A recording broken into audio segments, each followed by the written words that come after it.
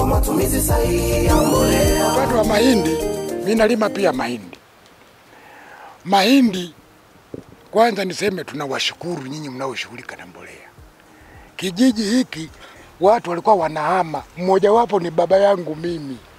Alihama akaenda Tanga, anakimbia njaa. Ilikuwa kupata gunia moja kwa eka ilikuwa issue. Lakini baada ya kuanza matumizi ya mbolea hii ya viwandani mnayotuletea, sasa tumefika mpaka magunia 15 kwa ekari hii moja. Nimeboresha maisha yangu vizuri.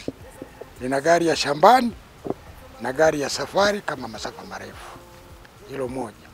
La pili, nimefikisha watoto wangu 3 hadhi ya chuo kikuu. 2 wameshaajiriwa, mwingine bado hajaajiriwa, lakini wote wamefika vyuo vikuu. Kila nikiuza naweka data. Mwisho wa msimu unajumlisha, unapata kiasi gani nimevuna. Mwaka jana nilikuwa na kilo na tani 30, mwaka huu 32 imepanda.